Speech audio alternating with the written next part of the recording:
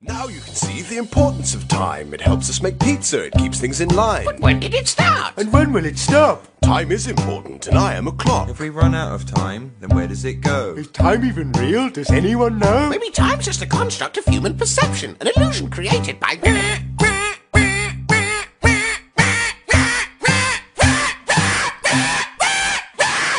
Sunrise, sunset, night and day. The changing seasons, the smell of hay. Look at your hair grow, isn't it strange?